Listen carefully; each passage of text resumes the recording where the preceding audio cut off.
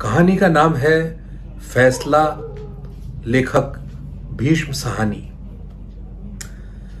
उन दिनों हीरालाल और मैं अक्सर शाम को घूमने जाया करते थे। शहर की गलियां लांघकर हम शहर के बाहर खेतों की ओर निकल जाते थे। हीरालाल को बातें करने का शौक था और मुझे उसकी बातें सुनने का। वो बातें करता तो लगता जैसे जिंदगी बोल रही है। उसके किस्से कहानियों का अपना फलसफाना रंग होता। लगता जो कुछ किताबों में पढ़ा सब गलत है। व्यवहार की दुनिया का रास्ता ही दूसरा है। हीरालाल मुझसे उम्र में बहुत बड़ा तो नहीं है, लेकिन उसने दुनिया देखी है। बड़ा अनुभवी और पैनी नजर का आदमी है। उस रोज हम गलियां लांघ चुके थे और बाग की लंबी दीवार को पार कर ही रहे थे जब हीरालाल को अपने परिचय का एक आदमी मिल गया।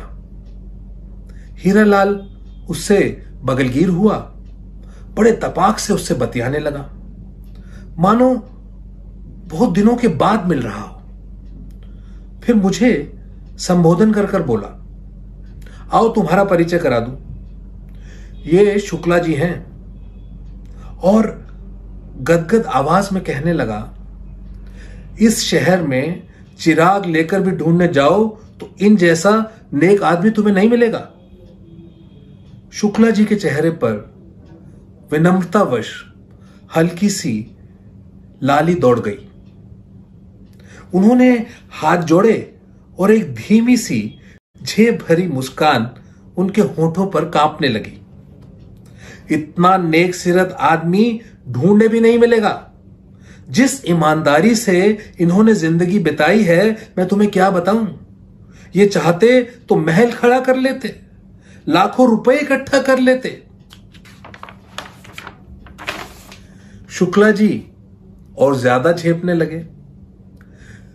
तभी मेरी नजर उनके कपड़ों पर गई। उनका लिबास सचमुच बहुत सादा था। सस्ते से जूते, घर का धुला पजामा, लंबा बंद गले का कोट और खिचड़ी मूछें। मैं उन्हें हेड क्लर्क से ज्यादा का दर्जा नहीं दे सकता था। जितनी देर उन्होंने सरकारी नौकरी की, एक पैसे के रवादार नहीं हुए, अपना हाथ साफ रखा। हम दोनों एक साथ ही नौकरी करने गए थे। ये पढ़ाई के फौरन बाद कंपटीशन में बैठे थे और कामयाब हो गए थे और जल्दी ही मैजिस्ट्रेट बनकर फिरोजपुर में नियुक्त हुए थे। मैं भी उन दिनों वहीं पर था। मैं प्रभावित होने लगा। शुक्ला जी अभी लज्जाते हाथ जोड़े खड़े थे और अपनी तारीफ सुनकर सिकुड़ते जा रहे थे। इतनी सी बात तो मुझे भी खटकी कि साधारण कुर्ता पजामा पहनने वाले लोग आमतौर पर मैजिस्ट्रेट या जज नहीं होते। जज होता तो कोट पतलून होती, दो तीन अर्दली आसपास घूमते नजर आते। कुर्ता पजामा में भी कभी कोई न्यायाधीश हो सकता है। इस झेप, विनम्रता, प्रशंसा में यह बात रह गई कि शुक्ला जी अब कहां रहते हैं। क्या रिटायर हो गए हैं या अभी भी सरकारी नौकरी करते हैं? और उनका कुशलक्षेम पूछकर हम लोग आगे बढ़ गए। ईमानदार आदमी क्यों इतना ढीला ढाला होता है? क्यों सकुचाता झेपता रहता है? यह बात कभी भी मेरी समझ में नहीं आई। शायद इसलिए कि यह दुनिया पैसे की है। जेब में पैसा हो तो आत्मसम्मान की भावना भी आ जाती है, पर अगर जूते सस्ते हों, पजामा घर का धुला हो, तो दामन में ईमानदारी भरी रहने पर भी आदमी झेपता सकुचाता ही रहता है। शुक्ला जी ने धन कमाया होता, भले ही बेईमानी से कमाया होता, तो उनका चेहरा दमकता।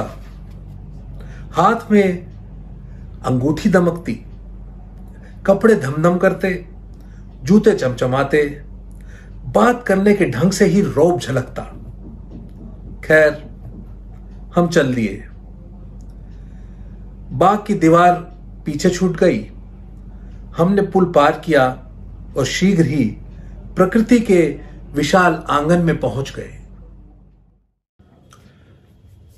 सामने हरे भरे खेत थे और दूर नीलिमा की झीनी चादर ओढ़े छोटी छोटी पहाड़ियां खड़ी थी। हमारी लंबी सैर शुरू हो चुकी थी।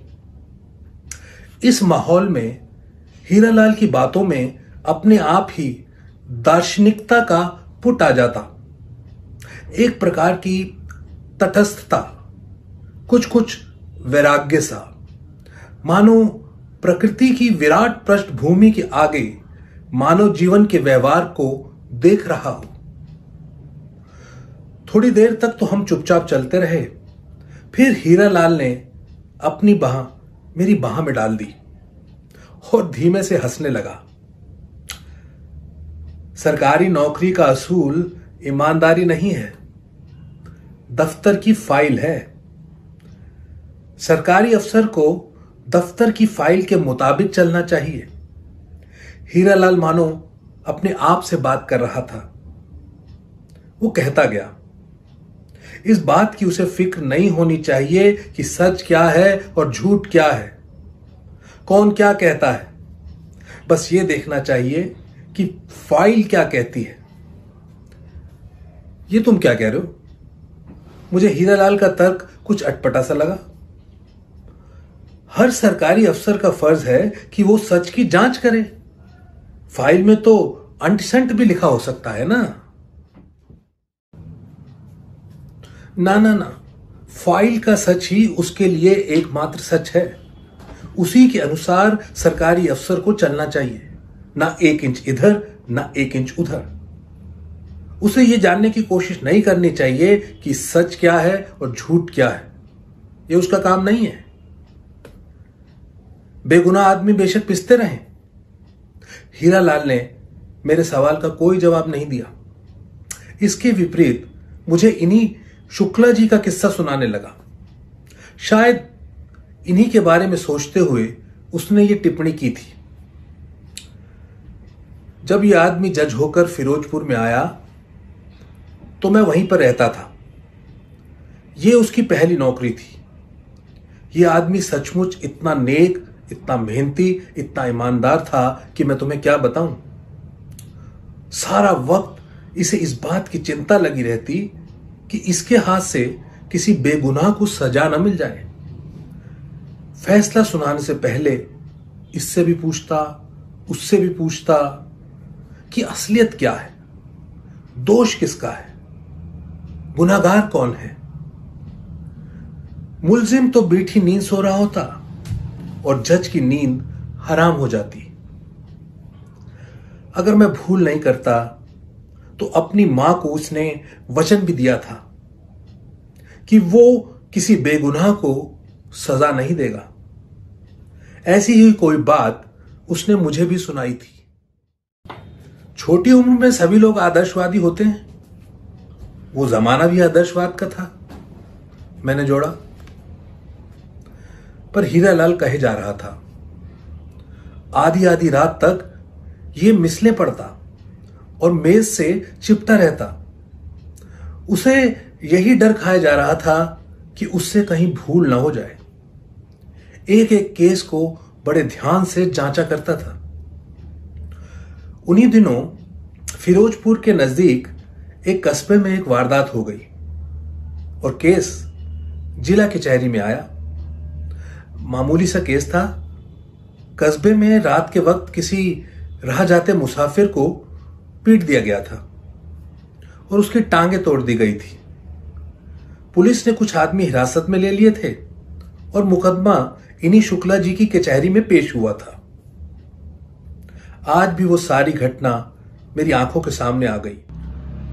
अब जिन लोगों को हिरासत में ले लिया गया था उनमें इलाके का जैलदार और उसका जवान बेटा भी शामिल थे।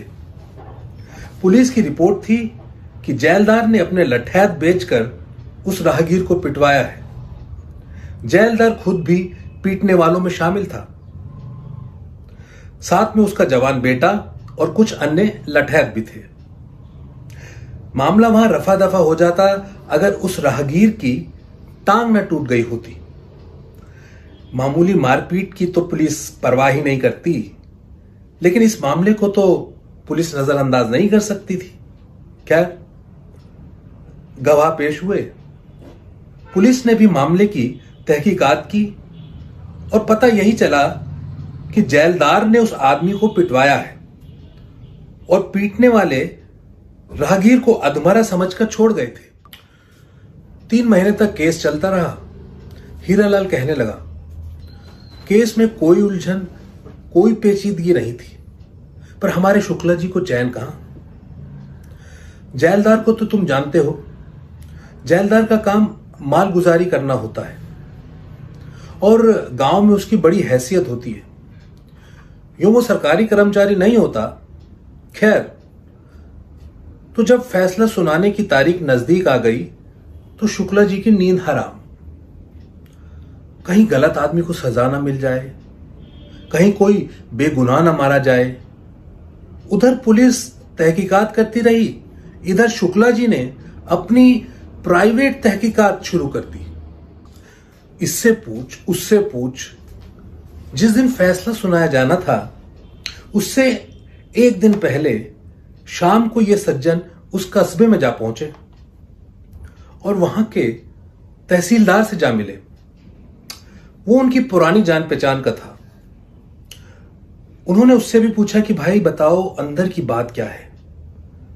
तुम तो कस्बे के अंदर ही रहते हो, तुमसे तो कुछ छुपा नहीं है। अब जब तहसीलदार ने देखा कि जिला कचहरी का जज चलकर उसके घर आया है और जज का बड़ा रुतबा होता है, उसने अंदर की सही सही बात शुक्ला जी को बता दी। शुक्ला जी को पता चला कि सारी कारस्तानी कस्बे के थानेदार की है। उसकी कोई पुरानी दुश्मनी जेलदार के साथ थी और वो जेलदार से बदला लेना चाहता था। एक दिन कुछ लोगों को भिजवाकर एक राह जाते मुसाफिर को उसने पिटवा दिया, उसकी टांग तोड़वा दी और जेलदार और उसके बेटे को हिरासत में ले लिया। फिर एक के बाद एक झूठी गवाही। अब कस्बे के थानेदार की मुखालफत कौन करे? किसकी हिम्मत? तहसीलदार ने शुक्ला जी से कहा कि मैं और कुछ तो नहीं जानता, पर इतना जरूर जानता हूं कि जेलदार बेगुनाह है। उसका इस पिटाई से दूर दूर से कोई वास्ता नहीं है। वहां से लौटकर शुक्ला 1 और जगह भी गया। जहां गया वहां पर उसने जेलदार की तारीफ ही सुनी। जब शुक्ला को यकीन हो गया कि मुकदमा सचमुच झूठा है, तो उसने घर लौटकर अपना पहला फैसला फौरन बदल दिया और दूसरे दिन अदालत में अपना नया फैसला सुना दिया और जेलदार को बिना शर्त रिहा कर दिया गया। उसी दिन वो मुझे शाम को क्लब में मिला। वो सचमुच बड़ा खुश था। उसे बहुत दिन बाद चैन नसीब हुआ था। बार बार भगवान का शुक्र कर रहा था कि वो अन्याय करते करते बच गया, वरना उससे बहुत बड़ा पाप होने जा रहा था। मुझसे बहुत बड़ी भूल हो रही थी। ये तो अचानक ही मुझे सूझ गया कि मैं तहसीलदार से मिलने चला गया, वरना मैंने तो अपना फैसला लिख भी डाला था, उसने कहा। हीरालाल की बातें सुनकर मैं सचमुच में प्रभावित हुआ। अब मेरी नजरों में शुक्ला सस्ते जूतों और मैले कपड़ों में एक ईमानदार इंसान ही नहीं था, बल्कि एक गुर्दे वाला, जिंदा दिल और जीवट वाला व्यक्ति था। उसे बाग की दीवार के पास खड़ा देखकर जो अनुकंपा सी मेरे दिल में उठी थी, वो जाती रही और मेरा दिल उसके प्रति श्रद्धा से भर उठा। हमें सचमुच ही ऐसे लोगों की जरूरत है जो मामले की तह तक जाएं और निर्दोष को आंच तक ना आने दें। फिर जानते हो क्या हुआ? हीरालाल ने बड़ी आत्मीयता से कहा, कुछ भी हुआ हो हीरालाल, मेरे लिए इतना ही काफी है कि यह आदमी जीवट वाला और ईमानदार है, अपने असूलों का पक्का रहा। सुनो सुनो, एक असूल जमीर का होता है तो दूसरा फाइल का। हीरालाल ने दानिशमंदों की तरह सिर हिलाया और बोला, आगे सुनो। फैसला सुनने की देर थी कि थानेदार तो तड़प उठा। उसे तो जैसे किसी सांप ने डस लिया हो। चला था जेलदार को नीचा दिखाने, उल्टे सारे कस्बे में लोग उसकी लानत मलामत करने लगे। चारों ओर थू थू होने लगी। उसे तो उल्टे लेने के देने पड़ गए। पर वो भी पक्का घाघ था। सीधा डिप्टी कमिश्नर के पास जा पहुंचा। वहां जाकर हाथ बांध लिए और बोला, हुजूर, इस इलाके को काबू में रखना बड़ा मुश्किल काम है। यहां चोर डकैत बहुत हैं, बड़े मुश्किल से काबू में रखे हूं। मगर हुजूर, जहां जिले का जज ही रिश्वत लेकर शरारती लोगों को रिहा करने लगे, वहां मेरी कौन सुनेगा? कस्बे का निजाम चौपट हो जाएगा। आप मेरी तब्दीली कर दीजिए। और उसने अपने ढंग से सारा किस्सा सुनाया। डिप्टी कमिश्नर सुनता रहा। उसके लिए यह पता लगाना कौन सा मुश्किल काम है कि किस अफसर ने रिश्वत ली है या नहीं ली है, कब ली है और किससे ली है। थानेदार में साथ में यह भी जोड़ दिया कि फैसला सुनाने के एक दिन पहले जज साहब हमारे कस्बे में भी तशरीफ लाए थे।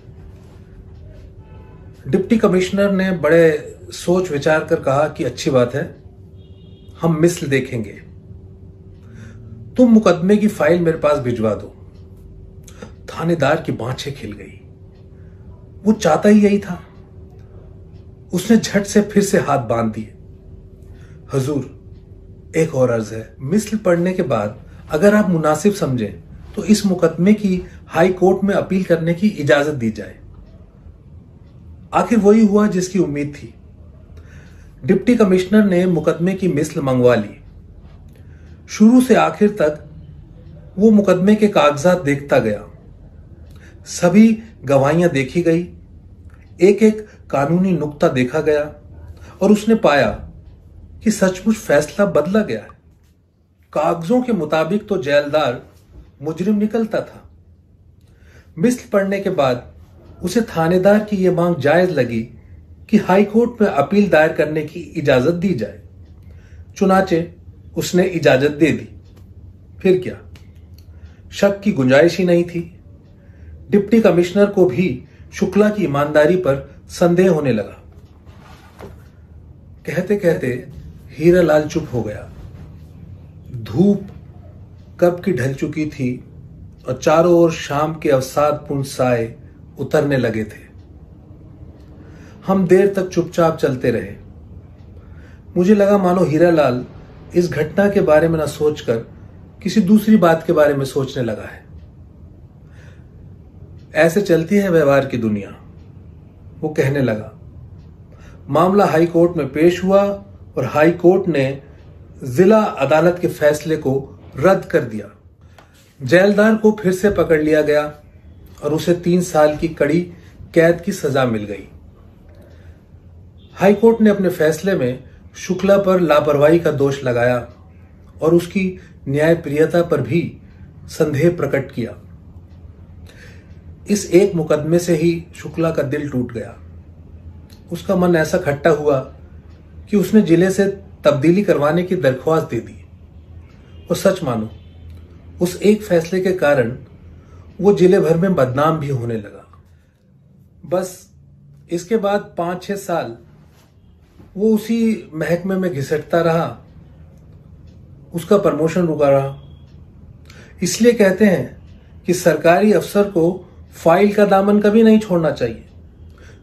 जो फाइल कहे वही सच है, बाकी सब झूठ है। अंधेरा घिराया था। हम अंधेरे में ही धीमे धीमे शहर की ओर आने लगे। मैं समझ सकता हूं कि शुक्ला के दिल पर क्या बीती होगी।